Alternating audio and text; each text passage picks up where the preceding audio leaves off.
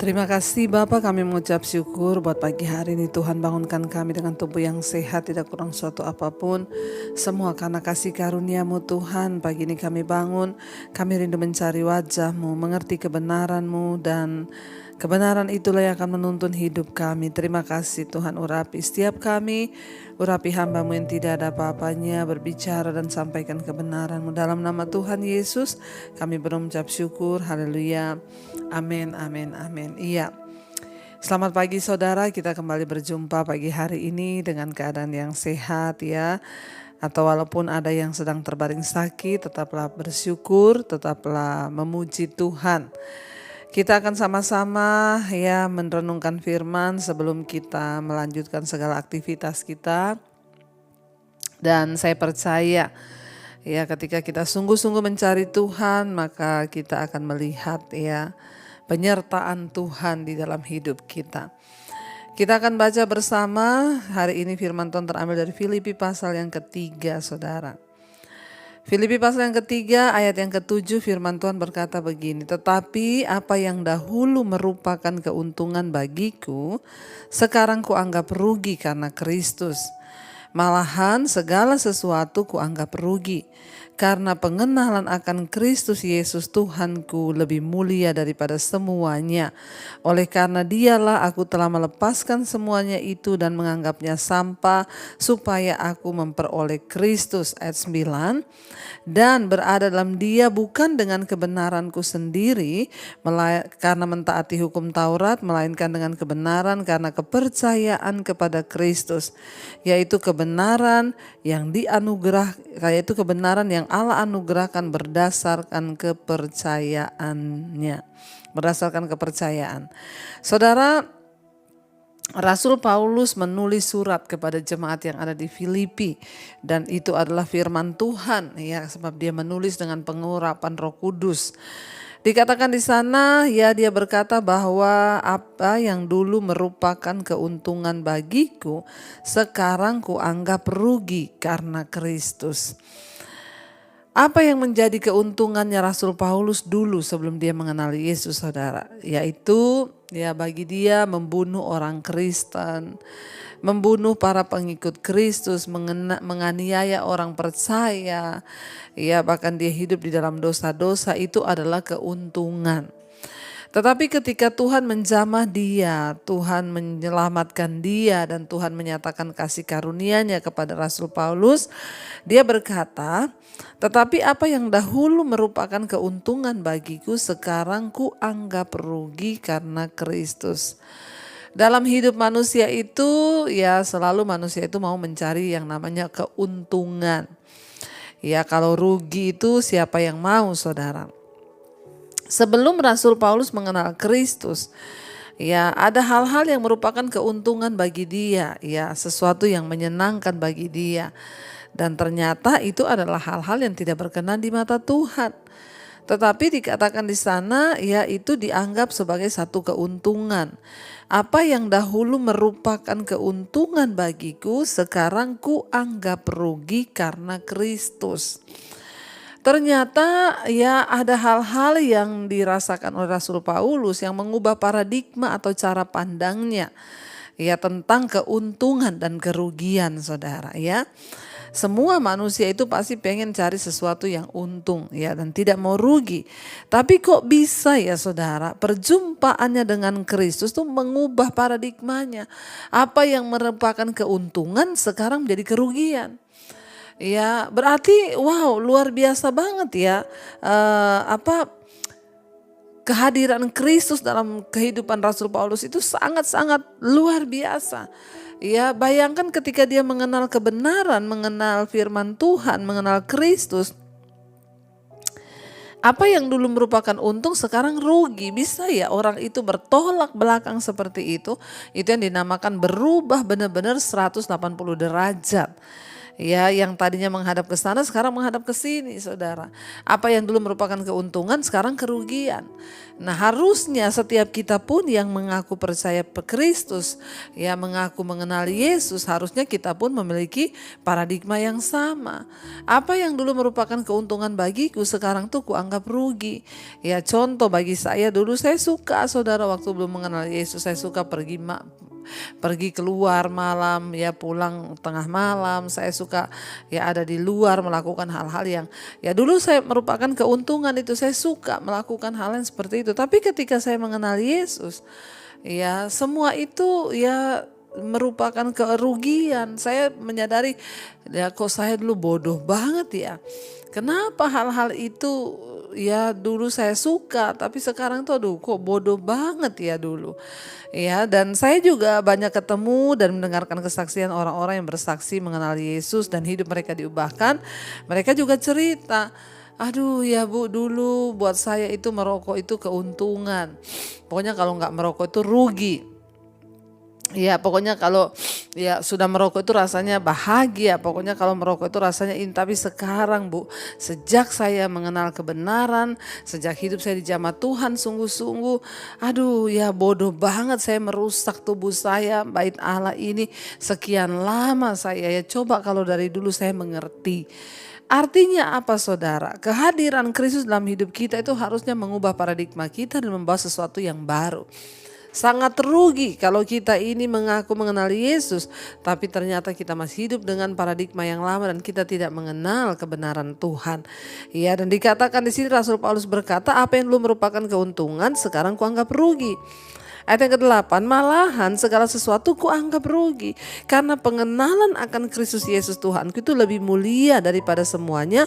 Oleh karena dialah aku telah melepaskan semuanya itu dan menganggapnya sampah supaya aku memperoleh Kristus. Jadi di sini Rasul Paulus berkata malahan segala sesuatu, ya segala sesuatu itu kuanggap rugi. Artinya apa? Pengenalan akan Kristus itu lebih berguna dari segala-galanya. Orang yang mengalami Tuhan, orang yang mengenal kebenaran, orang yang dicelikkan mata rohaninya, dia akan berkata sama dengan yang Rasul Paulus bilang, malahan segala sesuatu itu rugi. Karena pengenalan akan Kristus itulah segala-galanya. Saudara, kita lihat di sini bagaimana saudara seorang yang dulu pembunuh, penghujat, penganiaya itu bisa diubahkan hidupnya 180 derajat. Dia mengalami Tuhan, menganggap semuanya rugi karena pengenalan akan Kristus itu lebih mulia daripada segala-galanya. Saudara, ya, dan dia berkata, oleh karena Yesuslah dia telah melepaskan semuanya itu dan menganggapnya sampah. Ya, semua yang kehidupan lamanya itu sekarang dianggap sampah.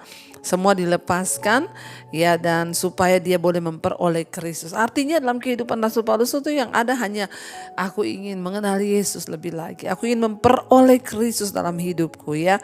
Biarlah itu juga ada dalam hati kita. Makanya saya mendengar juga banyak kesaksian saudara yang ya aduh Bu, sekarang saya tiap pagi tuh bangun ya mencari Tuhan. Sekarang saya tiap pagi tuh bangun ya dengar mesbah syukur. Sekarang tiap malam itu saya di depan TV pengen mengerti ya hati Tuhan. Jadi saudara, ya memang itu akan kita alami, orang-orang yang hidup sungguh-sungguh dengan Tuhan akan mengalami semua itu.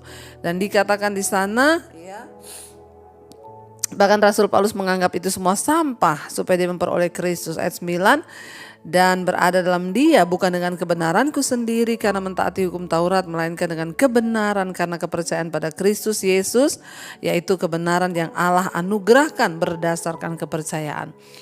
Ya, dia tahu dulu dia hidup dengan kebenaran-kebenarannya sendiri, dengan prinsip-prinsipnya sendiri.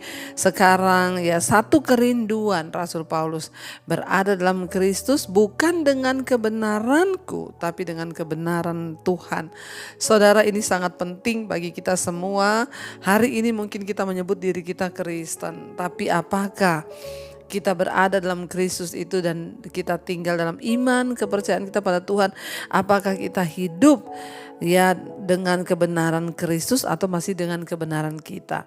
Mari kita tinggalkan segala kebenaran kita mulai berpegang pada firman Tuhan, karena firman Tuhan itu ya dan amin, dan itulah yang terbaik bagi hidup kita. Saya berdoa supaya kita semua terus mengalami pembaharuan dalam Kristus, ya, apa yang masih merupakan keuntungan bagi kita, hal-hal yang lama, dosa-dosa kita, mari kita buang supaya kita memperoleh Kristus dan pengenalan akan Tuhan, dan kita bisa berada dalam Yesus dengan kebenarannya dan bukan dengan kebenaran kita. Mari kita satukan hati, kita mau berdoa, kita renungkan firman ini. Terima kasih Bapa, Engkau yang mengajarkan kami akan segala kebenaran. Karena itu Tuhan, hari ini kami menyadari kami berada dalam Kristus, biarlah kami ada dengan kebenaran Tuhan, bukan kebenaran kami lagi. Kami mau belajar hidup untuk menyenangkan Tuhan. Kami mau mentaati Tuhan dan bukan mentaati atau mengikuti kebenaran kami sendiri. Kami mau melepaskan semua yang telah lalu di hidup kami. Karena itu kami butuh anugerah. Pegang erat tangan kami Tuhan. Tuntun langkah-langkah kami agar kami mampu. Yesus, pegang erat tanganku. Ku tak dapat hidup di luar kasih-Mu, Bapa. Jangan tinggalkan aku. Engkau alasan selamaku. Lebih lagi saudara katakan, Yesus pegang erat, pegang erat tangan. Kami tak dapat hidup Tuhan, dapat hidup di luar kasih-Mu, Bapa. Jangan tinggalkan kami Tuhan, amin. Engkau alasan selamaku hidup. Engkau alasan untuk kami hidup di dunia ini. Apa yang dulu merupakan keuntungan, sekarang kami anggap rugi karena pengenalan akan Kristus itu lebih mulia dari segala-galanya. Topang terus kami di dalam kebenaran-Mu, topang terus kami dalam firman-Mu. Bawa kami Tuhan untuk hidup di dalam jalan-jalan Tuhan. Bawa kami hidup di dalam kebenaran Tuhan. Semua yang merupakan kebenaran-kebenaran kami sendiri, prinsip-prinsip kami sendiri, kami mau buang di dalam nama Tuhan Yesus. Mampukan kami untuk hanya melakukan kehendak-Mu. Apa yang dulu merupakan keuntungan bagi kami, sekarang kami anggap rugi karena pengenalan akan Yesus Kristus Tuhan lebih dari segala-galanya. Berkati setiap anak-anak-Mu yang terus setia bangun di pagi hari mencari wajah-Mu. Tuhan tuntun, Tuhan tolong. Berkati setiap anak-anak-Mu Bapa, mereka yang terus mencari kehendak-Mu. Biarlah mereka menemukan kehendak Tuhan dalam hidup mereka, dan kami boleh hidup menyenangkan hati-Mu, melakukan hanya kehendak-Mu. Berkati setiap mereka yang bekerja, sekolah, kuliah, Tuhan tuntun sertai dimanapun berada. Perlindungan Tuhan sempurna bagi anak-anak-Mu. Engkau juga memberkati setiap mereka Tuhan yang sedang terbaring sakit. Biarlah kesembuhan terjadi dalam nama Yesus. Terutama hati yang gembira ada dalam hidup kami. Tuhan juga terus memberkati untuk setiap mereka yang berulang tahun hari ini. Umur panjang di tangan kanan, kekayaan hormat di tangan kiri. Kami percaya anugerah Tuhan melimpah bagi setiap mereka yang berulang tahun. Terima kasih Bapa. Juga terus memberkati Tuhan untuk setiap mereka dalam pergumulan yang berat. Biar mereka boleh keluar dari setiap pergumulan dan mengalami kemenangan di dalam Engkau. Bangsa dan negara kami serahkan dalam tangan Tuhan. Engkau yang pegang kendali atas bangsa Indonesia. Tutup bungkus bangsa kami dengan kuasa darah-Mu yang kudus. Terima kasih Bapa. Ini hidup kami, roh, jiwa, dan tubuh kami serahkan dalam tangan kasih kuasa-Mu. Biarlah kemenangan demi kemenangan boleh kami alami di hidup kami. Mari kita berdoa. Bapa kami, saudara. Bapa kami yang ada dalam sorga, dikuduskanlah nama-Mu. Datanglah kerajaan-Mu. Jadilah kehendak-Mu di bumi seperti di sorga. Berikanlah kami pada hari ini makanan kami yang secukupnya, dan ampuni kami akan kesalahan kami, seperti kami juga mengampuni orang yang bersalah kepada kami. Janganlah membawa kami dalam pencobaan, tapi lepaskanlah kami daripada yang jahat. Karena Engkaulah yang empunya kerajaan dan kuasa dan kemuliaan sampai selama-lamanya. Mari buka hati kita dan tangan kita di hadapan Tuhan. Terimalah kiranya berkat dari Allah Bapa, cinta kasih Tuhan Yesus Kristus, penyertaan Allah Roh Kudus menyertai hidupmu. Mulai pagi hari ini bahkan sampai kali yang kedua, Tuhan Yesus beserta memberikan kekuatan, kemenangan, dan nama kita tercatat di dalam kitab kehidupan. Dalam nama Tuhan Yesus yang percaya diberkati Tuhan, katakan bersama, amin, amin, amin. Tuhan Yesus memberkati, shalom dan Immanuel.